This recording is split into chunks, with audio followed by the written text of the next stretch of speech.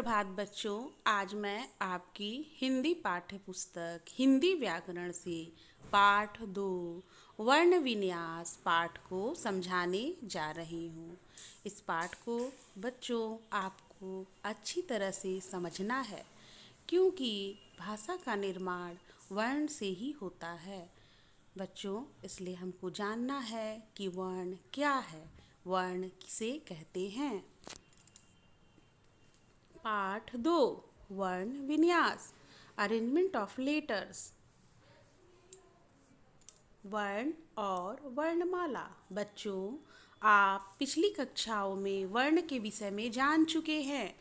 ध्वनियों का लिखा गया रूप वर्ण कहलाता है। वर्ण भाषा की लघुतम इकाई है। वर्णों के और खंड नहीं किए जा सकते। अ, ई, क, च ये सभी वर्ण हैं।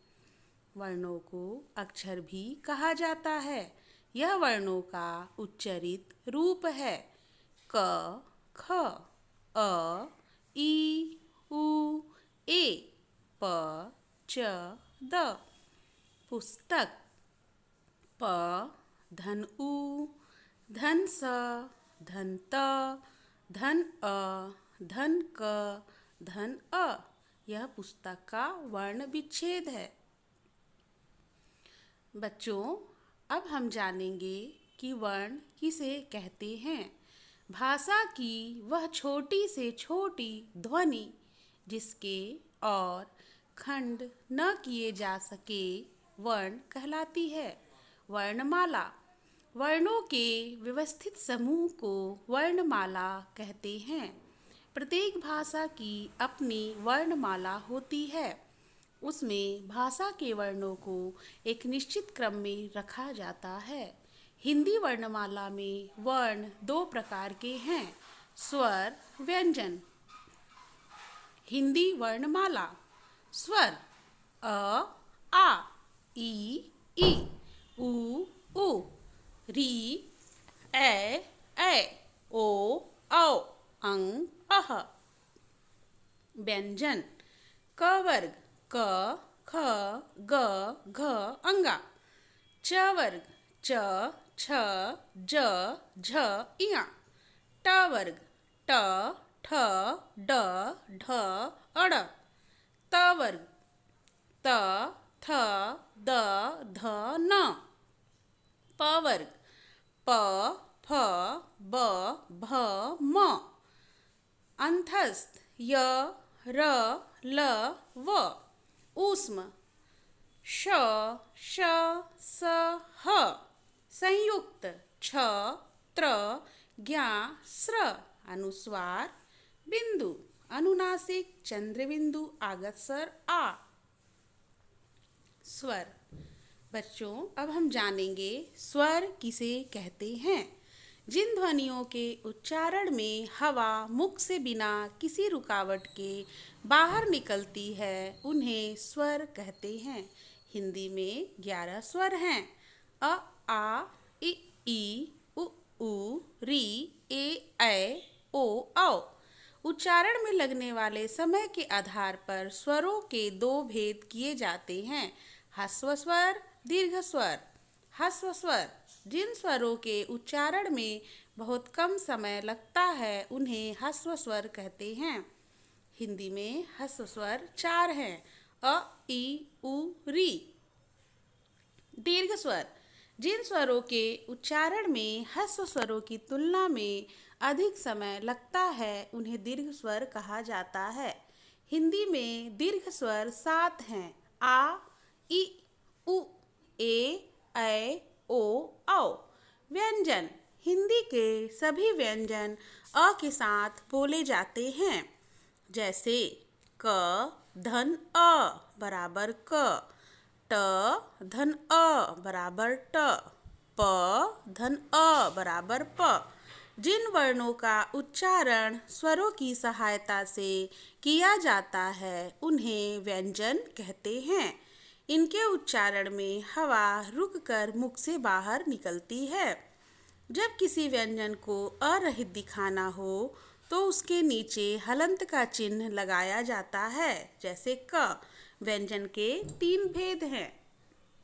क स्पर्श व्यंजन, इनके उच्चारण में जीभ मुख के अलग अलग स्थानों का स्पर्श करती है। इनकी संख्या 25 है। इन्हें 5 वर्गों में बांटा गया है। क से मौ तक 25 व्यंजन स्पर्श व्यंजन हैं। ख अंतस्थ व्यंजन, इनके उच्चारण में वायु मुख में बहुत कम समय के लिए रुकती है। इनकी संख्या 4 है। य र ल व ऊष्म व्यंजन, इन व्यंजनों के उच्चारण में मुंह से रगड़ खाने के कारण हवा में गर्मी सी रहती है। इनकी संख्या भी 4 है। श श स ह संयुक्त व्यंजन, ये व्यंजन एक से अधिक व्यंजनों के मेल से बने हैं। इनकी संख्या 4 है। छ त्र ज्ञ स्र, क धन स बराबर छ कक्षा, त्र धन र बराबर त्र नेत्र, ज धन इया बराबर ज्ञ ज्ञान, श्र धन र बराबर श्रम। अन्य वर्गीकरण, स्वर तंत्री के कंपन के आधार पर व्यंजनों का वर्गीकरण बोलते समय वायु प्रवाह से कंठ में स्थित स्वर तंत्री में कंपन होती है। स्वर तंत्री में जब कंपन होती है तो सघोष ध्वनियां उत्पन्न होती हैं। इसके 2 भेद हैं। अघोष नॉन वेरिंग, इन ध्वनियों के उच्चारण में स्वर तंत्रियों में कंपन नहीं होता। प्रत्येक वर्ग के प्रथम और द्वितीय वर्ण तथा श श स अघोष हैं। क ख च छ ट ठ त थ प फ श श स सघोष, इन ध्वनियों के उच्चारण में स्वर तंत्रियों में कंपन होता है। प्रत्येक वर्ग का तीसरा, चौथा तथा पांचवा व्यंजन और य र ल व ह सघोष है। ग घ अंगा, ज झ इया, ड अड़ ड ढ ढ अड़, द ध न, ब भ म, य र ल व ह। स्वरों की मात्राएं। बच्चों, अब हम जानेंगे कि स्वरों की कैसी मात्राएं होती हैं। स्वरों का स्वतंत्र रूप में प्रयोग किया जाता है, जैसे आ, आए, आओ, पर व्यंजन स्वरों की सहायता से ही बोले जाते हैं। जब स्वरों का प्रयोग व्यंजनों के साथ किया जाता है तब स्वरों का मात्रा रूप प्रयुक्त होता है। ध्यान रहे, स्वरों की मात्राएं इस प्रकार हैं। स्वर, मात्रा, मात्रा सहित व्यंजन शब्द। अ की मात्रा, आ की मात्रा, छोटी ई की मात्रा, बड़ी ई की मात्रा, छोटा ऊ की मात्रा, बड़ा ऊ की मात्रा, री की मात्रा, ए की मात्रा, ए की मात्रा, ओ की मात्रा, औ की मात्रा। क का, की कु कु, क्री के, कै, को, कौ। कल बल, काम मान, किस दिन, कील दीन, कुल सुन, कूड़ा भूल, कृषि पृष्ठ, केला सेब, कैसा पैसा, कोना सोना, कौन मौन। अ स्वर प्रत्येक व्यंजन में चिन्हित होता है। इसकी अलग से कोई मात्रा नहीं होती। क धन अ बराबर क, त धन अ बराबर त। संयुक्त व्यंजन, 2 व्यंजनों को मिलाकर संयुक्त व्यंजन बनाए जाते हैं। जैसे आधा क, पूरा क, पक्का। इसको बनाने के नियम हैं। खड़ी पाई को हटाकर, घुंडी को हटाकर, हलंत लगाकर। र के विभिन्न रूप, संयुक्त वर्ण बनाने में र के निम्नलिखित रूप प्रयुक्त होते हैं। यदि स्वर रहित र के बाद कोई व्यंजन आता है तो वह अगले वर्ण के ऊपर लगता है। यह रूप रेप कहलाता है। जैसे क धन र धन म कर्म, व धन र धन सा वर्षा। यदि र से पहले वाला व्यंजन स्वर रहित होता है तब यह उसके पैर में जुड़ता है, जैसे क्रम, प्रण, समुद्र आदि। जब स्वर रहित सहित र से पहले ट ड आते हैं तो यह उनके पैर में जुड़ता है, जैसे ट्रक, राष्ट्र, ड्रम, ड्रामा आदि। स के साथ र जुड़ने पर श्र हो जाता है तथा स के साथ र का संयोग होने पर श्प्र बन जाता है, जैसे श्र धन र श्र, श्रम श्रीमान, स धन र स्र, स्रोत सहस्र। अनुस्वार, बिंदु, इसके उच्चारण में हवा केवल नाक से निकलती है। इसको लिखने के लिए शिरोरेखा के ऊपर बिंदु लगाया जाता है। संयुक्त व्यंजन के रूप में अरहित पंचम व्यंजन ड, इया, ड़, न, म जब अपने ही वर्ग के किसी व्यंजन के पहले जुड़ता है तब उसे अनुस्वार के रूप में लिखा जाता है। जैसे पंकज, पंख, रंग, कंधा, मंच, पंछी, मंजन, झंझा, घंटी, कंठ, ठंड, झंडा, ग्रंथ, चिंता, सुंदर, बंधन, कंपन, गुम्फन, सबर, संबल, संभव। जब अरहित नासिकीय व्यंजन वर्ण के बाद कोई नासिक वर्ण या व हो तो नासिकीय वर्ण का अरहित रूप लिखा जाता है। जैसे नासिकीय धन नासिक वर्ण, नासिकीय धन अन्य वर्ण, अन्य निम्न सम्मान, पूर्ण अन्य अन्वय। य, र, ल, व, श, श, ह के पूर्व सम उपसर्ग लगने पर म के स्थान पर अनुस्वार बिंदु ही लगता है। जैसे समधनियम, संयम, समधम रक्षक, संरक्षक, समधनसार, संसार, समधनहार, संहार। अनुनासिक चंद्र बिंदु, जब किसी वर्ण का उच्चारण करते समय हवा नाक और मुंह दोनों से निकलती है तब उस वर्ण के ऊपर चंद्र बिंदु लगाया जाता है। इसे अनुनासिक कहते हैं। जैसे मांग, चांद, हंसी आदि।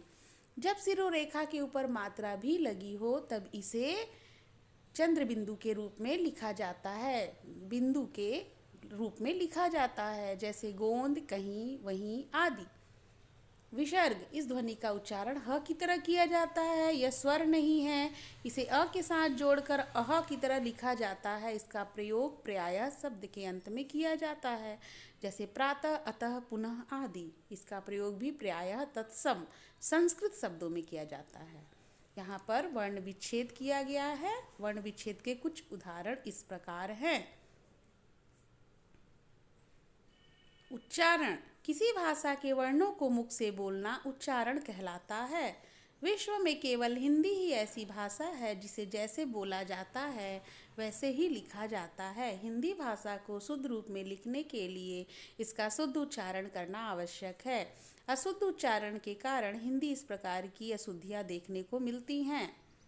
व्यंजन संबंधी अशुद्धियाँ, अशुद्ध वाक्य, शुद्ध वाक्य, कर्म, कर्म, रामायण, रामायण, पढ़ाई, पढ़ाई, बढ़ाई, बढ़ाई, बढ़ाई, विशेष, विशेष, सन्यासी, सन्यासी, आशीर्वाद, आशीर्वाद, पूजनीय, पूजनीय, धर्म, धर्म, चरण, चरण, चढ़ाई, चढ़ाई, टेढ़ा, टेढ़ा, कृपा, कृपा, प्रसाद, प्रसाद, चिन्ह, चिन्ह, उज्ज्वल, उज्ज्वल।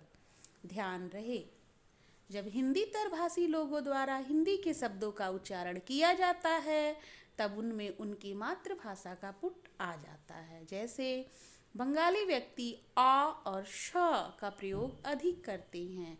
वे सौरभ को सौरभ तथा सुजय को सुजाय बोलते हैं। इसी प्रकार पंजाबी भाषा भाषी देवेंद्र को दविंदर बोलते हैं। हमने क्या पढ़ा बच्चों इस पाठ में? भाषा की सबसे छोटी इकाई वर्ण है। वर्ण दो प्रकार के हैं, स्वर और व्यंजन। स्वर दो प्रकार के होते हैं, ह्रस्व स्वर और दीर्घ स्वर।